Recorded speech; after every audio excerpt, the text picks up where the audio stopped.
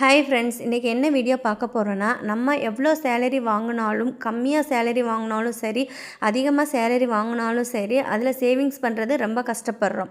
ஆனால் ஜப்பானியர்கள் எப்படி கம்மி சம்பளம் வாங்கினாலும் நல்ல சேவிங்ஸ் பண்ணி ரிச்சாக வாழ்கிறாங்கன்னு தான் பார்க்க போகிறோம். கண்டிப்பாக இந்த வீடியோ ஃபுல்லாக பாருங்கள். ஜப்பானியர்கள் பயன்படுத்திய முறையை நம்மளும் பயன்படுத்தி வேகமாக பணக்காரராகலாம். வீடியோக்குள்ளே போகிறதுக்கு முன்னாடி நீங்கள் இன்னும் நம்மளோட சேனலை சப்ஸ்கிரைப் பண்ணலைன்னா மறக்காமல் சப்ஸ்கிரைப் பண்ணிடுங்க. அப்படியே பெல் ஐக்கான் கிளிக் பண்ணிக்கோங்க. வாங்க வீடியோக்குள்ளே போகலாம். இப்போது மாதம் 20,000 சம்பாதிக்கிறவங்களாக இருக்கட்டும், 2 லட்சம் சம்பாதிக்கிறவங்களாக இருக்கட்டும், எல்லாருக்குமே இருக்கிற ஒரு பொதுவான ப்ராப்ளம் இருக்குது. அது என்னென்னா, நம்ம சம்பாதிக்கிற பணம் எங்கே போகுதுன்னு தெரியாமல் இருக்கிறது தான். சம்பளம் வருது, உடனே எல்லாம் செலவாகிடுது. மாதம் கடைசியில் கையில் காசும் இல்லை, சேமிப்பும் இல்லை, செலவுக்கு பணமும் இல்லை. ஆனால் உலகத்திலேயே சேமிக்கிறதில்ல பெயர் பெற்ற நாடு ஜப்பான் தான். அவங்களால மட்டும் எப்படி கம்மி சேலரிலையும் சேவிங்ஸ் பண்ண முடியுதுன்னா, அவங்க ஃபாலோ பண்ணுற ஹகிபா மெத்தடு தான். இன்றைக்கி இந்த வீடியோவில் ஹகிபானா என்ன, எப்படி அந்த மெத்தடை யூஸ் பண்ணி சேமிக்கிறாங்க, நம்ம வருமானத்தில் இருந்து அதிகமாக எப்படி சேமிக்கலான்னு பார்க்கலாம்.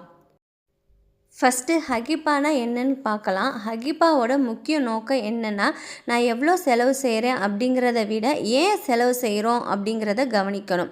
மோஸ்ட்டாக எல்லோரும் என்ன செலவு செய்கிறோன்னு நோட் பண்ணி பண்ணுறது கிடையாது. அதனால் பணம் எங்கே போகுது, எப்படி போகுதுன்னு தெரியறதும் இல்லை. ஸோ இந்த ஹகிபா இந்த ப்ராப்ளம் எல்லாத்தையுமே சரி செய்யும். அது எப்படின்னு பார்க்கலாம்.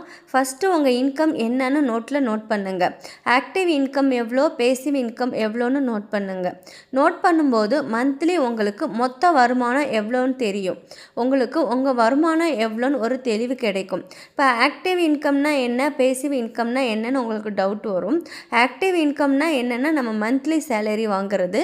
பேசிவ் இன்கம்னா என்னென்னா நம்ம சைடு, அதாவது பார்ட் டைமில் ஜாப் பார்க்குறது, இல்லைன்னா பார்ட் டைம் பிஸ்னஸ் பண்ணுறது, அதில் வர இன்கம் தான் பேசிவ் இன்கம். ஆக்டிவ் இன்கம் மட்டும் வச்சு நம்ம முன்னேறணும்னா ரொம்ப டைம் எடுக்கும். கண்டிப்பாக எல்லாருக்குமே ஒரு பேசிவ் இன்கம் கண்டிப்பாக இருக்கணுங்க. நம்மளால் முடிஞ்சதை பண்ணி நம்ம பேசிவ் இன்கம் ஏர்ன் பண்ணணும். இப்போ உங்கள் மொத்த சம்பளம் எவ்வளோன்னு தெரியும். உங்கள் வருமானம் எவ்வளோன்னு தெரிஞ்சதுக்கு அப்புறம் என்ன பண்ணணுன்னா, உங்களுக்கு மந்த்லி பண்ணுற முக்கியமான செலவுகளான வீட்டு வாடகை, current bill, water bill, school fees, EMI எல்லாம் எவ்வளோ வருதுன்னு நோட் பண்ணுங்கள். நோட் பண்ணி உங்கள் மந்த்லி இன்கமில் இருந்து செலவு அமௌண்ட்டை மைனஸ் பண்ணுங்கள். இப்போது மீதி நம்மக்கிட்ட எவ்வளோ அமௌண்ட் இருக்குதுன்னு நம்மளால் தெரிஞ்சுக்க முடியும். நெக்ஸ்ட்டு ஹகிபா முறைப்படி ஜப்பானியர்கள் அவங்க வாங்குகிற சேலரியை எப்படி செலவுகளுக்கு பிரிப்பாங்கன்னா, 4 விதமாக பிரித்து செலவு பண்ணுவாங்க. ஃபஸ்ட்டு சர்விவல்னால் கட்டாயமான செலவுகள், அதாவது க்ராசரி ஐட்டம், வாடகை, கரண்ட் பில், ஸ்கூல் ஃபீஸ், இதெல்லாம் நம்ம அவாய்ட் பண்ண முடியாது.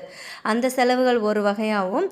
செகண்ட் ஆப்ஷனல் எக்ஸ்பென்சஸ், அப்படின்னா தேவையில்லாமல் செலவு செய்யும் செலவுகள், like hotel, cinema, online shopping. இது கட்டாயமான செலவுகள் கிடையாது. இது ஒரு ஆப்ஷனல் எக்ஸ்பென்சஸ். இதுக்கான தனி அமௌண்ட்டும். அப்புறம் கல்ச்சர் எக்ஸ்பென்சஸ்னால் லைக் புக்ஸ், ட்ரைனிங், கோர்சஸ், இந்த மாதிரி நம்ம செலவு பண்ணுறது. ஃபோர்த்து எக்ஸ்ட்ரா எக்ஸ்பென்சஸ், அதாவது அன்எக்ஸ்பெக்டட் செலவுகள், like medical expensive, house maintenance, emergency expenses. இப்படி அவங்க வாங்குகிற சேலரியை 4ஆக பிரித்து தான் செலவு பண்ணுவாங்க. நம்ம எல்லாருமே பணத்தை செலவு செய்யும் கருவியாக தான் பார்க்குறோம். அவங்ககிட்ட, அதாவது ஜப்பானியர்கிட்ட ஒரு எண்ணம் இருக்கும். என்னென்னா, இன்றைக்கி நம்ம சேர்க்குற ஒவ்வொரு பணமும் ஃப்யூச்சரில் நமக்கு வர ப்ராப்ளத்தை குறைக்கும். நம்ம கஷ்டப்படுற டயத்தில் நம்ம இப்போ சேவிங்ஸ் பண்ணுறது நம்மளுக்கு ஹெல்ப்ஃபுல்லாக இருக்கும். நம்மகிட்ட இருக்கிற பணமும் நம்மளால் முடியாதப்போ பயன்படுத்துகிற மாதிரி இருக்கணும் அப்படின்னு யோசிப்பாங்க. அதனாலேயே சேலரி வந்த உடனே என்ன வாங்கலான்னு யோசிக்காமல் என்ன சேவிங்ஸ் பண்ணலான்னு தான் ஃபஸ்ட்டு யோசிப்பாங்க. அப்புறம் ஜப்பானியர்கள் எந்த ஒரு செலவு செய்கிறதுக்கு முன்னாடியுமே ரொம்ப யோசிப்பாங்க. இந்த பொருள் எனக்கு சந்தோஷத்தை தருமா, 1 வீக் கழிச்சும் இது நமக்கு தேவைப்படுறதா இருக்குமா, இந்த பணத்தை சேவிங்ஸ் பண்ணணுன்னா நமக்கு பெனிஃபிட் இருக்குமான்னு யோசித்து தான் ஒரு சின்ன சின்ன செலவு கூட பண்ணுவாங்க. ஆனால் நம்ம என்ன பண்ணுவோம், டக்குன்னு ஏதாவது வாங்கணுன்னா கையில் பணம் இருந்தால் வாங்கிடுவோம். அதனால தான் நம்மளால் சேவிங்ஸ் பண்ண முடியல. இனிமேலாவது இன்னையில் இருந்தாவது நம்மளும் அந்த மாதிரி எந்த ஒரு திங்ஸ் வாங்குறதா இருந்தாலும் இது நம்மளுக்கு நீண்ட காலத்துக்கு யூஸ்ஃபுல்லாக இருக்குமா, இல்லை தற்காலிக யூஸ்ஃபுல்லாக இருக்குமான்னு யோசித்து அது ரொம்ப முக்கியமான பொருளாக இருந்தால் மட்டும் வாங்குங்க. இல்லைன்னா அந்த அமௌண்ட்டை சேவிங்ஸ் பண்ணுங்கள். இன்னொரு விஷயம், ஜப்பானில் கேஷ் கல்ச்சர் தான் அதிகமாக இருக்கும். ஆன்லைன் ட்ரான்ஸ்ஃபர் வந்து இருக்காது. கையில் பணம் கொடுத்து செலவு செஞ்சால் தான் எவ்வளோ பணம் செலவாகுதுன்னு நமக்கு தெரியும். கண்டிப்பாக ஜிபே ஃபோன்பே பண்ணும்போது பணம் அக்கௌண்ட்லேருந்து எடுக்கிறதுனால அக்கௌண்ட்டில் குறையிற ஃபீல் வந்து நமக்கு தெரியாது. ஸோ இன்னையிலேருந்து நம்மளும் கேஷ் கல்ச்சரை ஃபாலோ பண்ணி சேவ் பண்ண ஸ்டார்ட் பண்ணலாம்.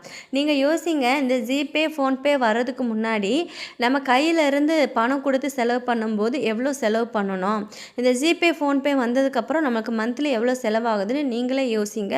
யோசித்து இனிமேல் ஆன்லைன் ட்ரான்ஸ்ஃபர் பண்ணலாமா வேண்டாமான்னு டிசைட் பண்ணிக்கோங்க. நம்ம சேவிங்ஸ் பண்ணணும், நம்ம ஃப்யூச்சர் செக்யூராக இருக்கணும் அப்படின்னா நீங்கள் யூபிஐ கண்டிப்பாக கட் பண்ணிடுங்க. கட் பண்ணிவிட்டு கையிலேருந்து கேஷ் கொடுத்து எந்த ஒரு பொருளாக இருந்தாலும் வாங்குங்க. கையிலேருந்து கேஷ் கொடுக்கும்போது நம்ம அமௌண்ட்டு நம்ம பர்ஸில் குறையும் போது நம்மளுக்கு செலவு செய்கிற எண்ணமும் குறையும். ஓகேங்களா? ஸோ நம்மளும் இன்னையிலேருந்து அதை ஃபாலோ பண்ணலாம்.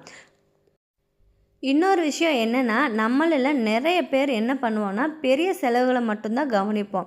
ஆனால் ஜப்பானியர்கள் வந்து என்ன பண்ணுவாங்கன்னா சின்ன சின்ன செலவை கூட கவனித்து பண்ணுவாங்க. சின்ன சின்ன செலவு தானே, இருக்கட்டும், இன்றைக்கி ஒரு 10 ரூபாய் 20 ரூபா தானே, என்ன 1000 2000 வாங்குவோம் அப்படின்னு சொல்லி யோசிக்கக்கூடாது. இன்னைக்கு பண்ணுற சின்ன சின்ன செலவு தான் ஒரு நாளைக்கு பெரிய அமௌண்ட்டில் போய் நிற்கும். ஸோ டெய்லி அன்வான்ட் செலவுகளை வந்து கட் பண்ணாலே ஒரு டீசெண்டான அமௌண்ட் வந்து கண்டிப்பாக நம்மளால் சேவ் பண்ண முடியுங்க. ஸோ சின்ன சின்ன செலவு தானேன்னு சொல்லிட்டு கேர்லெஸ்ஸாக இருக்காமல் அதையுமே நல்லா யோசித்து செலவு பண்ண கற்றுக்கோங்க. ஜப்பானில் இருக்கிறவங்க கிட்ட இன்னொரு விஷயமும் இருக்குது. அது என்னென்னா மினிமலைஸ்டு லைஃப் ஸ்டைல். அவங்க தேவைக்கு அதிகமாக திங்ஸ் வாங்க மாட்டாங்க. எது வாங்கினாலும் அது நம்மளுக்கு ரொம்ப யூஸ்ஃபுல்லாக இருக்குமா, ரொம்ப தேவைப்படுதான்னு மட்டும்தான் பார்த்து வாங்குவாங்க. நம்ம இப்போ வாங்க போகிற பொருள் வந்து உண்மையிலேயே தேவையான்னு கேள்வி கேட்டு, ஆமாம் கண்டிப்பாக தேவைன்னா மட்டும்தான் வாங்குவாங்க. இல்லை இது வந்து ஆப்ஷனல் தான் அப்படின்னு அவங்களுக்கு தோணுச்சுன்னா கண்டிப்பாக வந்து அதை வாங்க மாட்டாங்க. நம்மளை மாதிரி சரி கிடைக்கும்போது வாங்கி வச்சுக்கலாம், ஸ்டோர் பண்ணி வச்சுக்கலாம், ஃப்யூச்சரில் யூஸ் பண்ணிக்கலாம் அப்படின்னு சொல்லிட்டு வீடு நிறையா பொருள் வந்து எடுத்து அவங்க வந்து ஸ்டோர் பண்ண மாட்டாங்க. எது தேவையோ அந்த மாதிரி மினிமலைஸ்டாக தான் அவங்க பர்ச்சேஸ் பண்ணுவாங்க. நம்மளும் அதை வந்து ஃபாலோ பண்ணால் கண்டிப்பாக வந்து நம்மளும் அவங்கள மாதிரி ரிச் பர்சனாக ஆகலாம். இவங்க என்னென்னலாம் ஃபாலோ பண்ணுறாங்களோ அதெல்லாம் இது வரைக்கும் நம்ம ஃபாலோ பண்ணலைன்னா இனியாவது நம்ம ஃபாலோ பண்ணலாம் கண்டிப்பாக. நெக்ஸ்ட்டு வந்து எமர்ஜென்சி ஃபண்டு. இந்த எமர்ஜென்சி ஃபண்டை கண்டிப்பாக வச்சுருப்பாங்க. குறைஞ்சது 6 மாதத்துக்கு ஆகிற செலவுக்கான பணத்தை வந்து தனியாக வச்சுருப்பாங்க. இதனால் வேலை இல்லாமல் ஒரு சுச்சுவேஷன் வந்தாலும் சரி, இல்லை மெடிக்கல் எமர்ஜென்சி வந்தாலும் சரி, பொருளாதார ப்ராப்ளம் வந்தாலும் சரி, கடன் வாங்க வேண்டிய நிலை வந்து வராது. லைஃப்பில் சேவிங்ஸ்க்கு முன்னாடி எமர்ஜென்சி ஃபண்டு ரொம்ப முக்கியங்க. ஜப்பானியர்கள் வந்து பணக்காரங்களாகிறதுக்கு உண்மையான ரகசியம் என்னன்னு பார்க்கலாம். நம்மளில் என்ன யோசிப்போம், அதிக சம்பளம் வாங்கினா அதிக சேமிக்கலாம், பணக்காரர் ஆகலான்னு யோசிப்போம். ஆனால் ஜப்பானியர்கள் என்ன யோசிப்பாங்கன்னா, குறைவான சம்பளம் வாங்கினாலும் அதிகமாக சேமிக்கணும் அப்படிங்கிறத தான் யோசிப்பாங்க. சேலரி எவ்வளோங்கிறது முக்கியம் இல்லைங்க, வர சேலரியில் எவ்வளோ சேவிங்ஸ் பண்ணுறோங்கிறது தான் முக்கியம். நம்மளும் ஜப்பானியர்கள் ஃபாலோ பண்ணுற ஹகிபா வந்து எப்படி ஸ்டார்ட் பண்ணலான்னு பார்க்கலாம். ஃபஸ்ட்டு வந்து ஒரு நோட் வாங்குங்க, அதில் 4 பாக்ஸ் போட்டுக்கோங்க. ஃபஸ்ட்டு பாக்ஸில் வந்து வருமானம் எவ்வளோன்னு நோட் பண்ணுங்கள். ஃபார் எக்ஸாம்பிளுக்கு 30,000 வருமானம்னா 30,000 நோட் பண்ணுங்கள். செகண்ட் பாக்ஸில் வந்து சேவிங்ஸ்க்குன்னு நோட் பண்ணுங்கள். ஒரு 6,000 வந்து நோட் பண்ணிக்கோங்க. நான் ஃபார் எக்ஸாம்பிளுக்கு தான் சொல்கிறேன், உங்களால் எவ்வளோ சேவிங்ஸ் பண்ண முடியுமோ அந்த அமௌண்ட்டை அதில் நோட் பண்ணிக்கோங்க. தேர்டு வந்து செலவுகள், அதாவது நம்ம மந்த்லி என்னெல்லாம் செலவு பண்ணுறோங்கிறத நோட் பண்ணுங்கள். லைக் க்ராசரி, வாடகை, கரண்ட் பில், எக்ஸ்ட்ரா செலவு என்னென்னு நோட் பண்ணிக்கோங்க. ஃபோர்த்து காலமில் வந்து குறைக்க வேண்டிய செலவுகள், அதாவது அன்வான்ட் செலவுகள் வந்து நம்ம மந்த்லி கண்டிப்பாக பண்ணுவோம், பண்ணாமலாம் இருக்க மாட்டோம். அது என்னெல்லாம் பண்ணுறோங்கிறத நோட் பண்ணிக்கோங்க. லைக் ஆன்லைன் ஷாப்பிங், ஹோட்டல், அப்புறம் வெளியே போய் கடையில் டீ காஃபி சாப்பிட்றது, ஸ்நாக்ஸ் சாப்பிட்றது, இந்த மாதிரி செலவுகள் வந்து குறைக்கக்கூடிய செலவுகள். ஓகேங்களா? இப்படி நோட் பண்ணி ஃபாலோ பண்ணாலே நல்ல டிஃப்ரென்ஸ் வந்து தெரியுங்க. நோட் பண்ணாமல் இருந்தால் நம்ம செய்கிற செலவுகள் தேவை இருக்கிறதா இல்லை தேவை இல்லாததா என்னன்னு வந்து நம்மளால் கண்டுபிடிக்க முடியாது. நம்ம நோட் பண்ணால் மட்டும்தான் நம்ம செய்கிற செலவுகளில் எதெல்லாம் தேவையானது தேவையில்லாததே நம்மளுக்கு தெரியும். இல்லைனா நம்ம பண்ணுற செலவுகள் எல்லாமே தேவையானதாக தான் நம்மளுக்கு தெரியும். ஸோ ஃபஸ்ட்டு வந்து நோட் பண்ணி செலவு பண்ணுனா நல்லா வந்து சேவிங்ஸ் பண்ண ஸ்டார்ட் பண்ணலாங்க. ஃபைனலாக என்ன சொல்ல வரேன்னா, ஜப்பானியர்களோட ரகசியம் வந்து பெரிய சம்பளம் இல்லைங்க. அவங்களோட ரகசியமே ஒவ்வொரு செலவையும் நோட் பண்ணி எழுதுறது தான். ஸோ அந்த ரகசியத்தை தெரிஞ்சுக்கிட்டு நம்மளும் இன்னையிலேருந்து அதை ஃபாலோ பண்ணலாம்.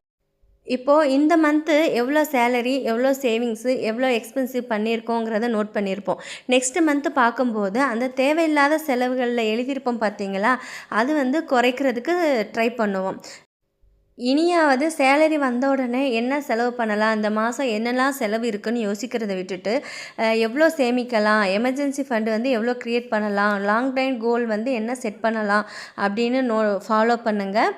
இந்த மாதிரி ஃபாலோ பண்ணாலே நம்மளால் ஜப்பானியர்கள் மாதிரி பணக்காரர் ஆகலாம். பணம் சம்பாதிக்கிறது ஒரு கலைனா, அதை விட சேவிங்ஸ் பண்ணுறது பெரிய கலைங்க. இன்றைக்கி முதல்ல ஒரு நோட் எடுத்து உங்களோட வரவு செலவு வந்து நோட் பண்ணி எழுத ஆரம்பிங்க. ஒரு வருஷம் கழித்து உங்கள் வாழ்க்கையில் எவ்வளோ மாற்றம் வந்திருக்குன்னு சொல்லிட்டு நீங்களே பார்ப்பீங்க. இது வந்து என்னோடய லைஃப்பில் நான் எக்ஸ்பீரியன்ஸ் பண்ணது தான் உங்ககிட்ட ஷேர் பண்ணுறேன். ஜப்பானியர்கள் முறைப்படி நான் வந்து ஃபாலோ பண்ணதுனால நான் வந்து என்னோடய கோலை வந்து வேகமாகவே அச்சீவ் பண்ணிட்டேங்க. 5 இயர்ஸில் அச்சீவ் பண்ண வேண்டியது நான் வந்து ஒரு 3 இயர்ஸ்லேயே அச்சீவ் பண்ணிட்டேன். என்னோடய கோல் என்னென்னா, நான் வந்து வீடு எடுக்கிறது தான். ஸோ வந்து நான் நினச்ச மாதிரி டயத்தை விட வேகமாகவே வந்து என்னோடய கோல் வந்து அச்சீவ் பண்ண முடிஞ்சது.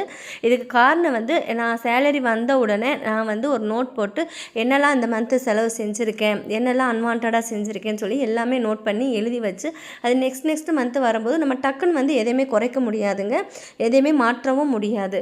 ஸோ வந்து ஒவ்வொரு மந்த்து ஒவ்வொரு மாற்றம் வந்து கொண்டு வரலாம். அது வந்து பாசிபிள் தான். அப்படி பண்ணி தாங்க என்னோடய கோலை நான் அச்சீவ் பண்ணேன்.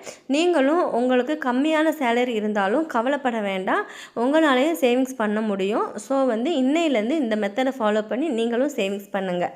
ஓகே, இந்த வீடியோ கண்டிப்பாக உங்களுக்கு பிடிச்சிருந்துருக்குன்னு நினைக்கிறேன். பிடிச்சிருந்ததுன்னா உங்கள் ஃப்ரெண்ட்ஸ் அண்ட் ஃபேமிலிக்கு ஷேர் பண்ணுங்கள். தேங்க்யூ. நெக்ஸ்ட் வீடியோவில் பார்க்கலாம்.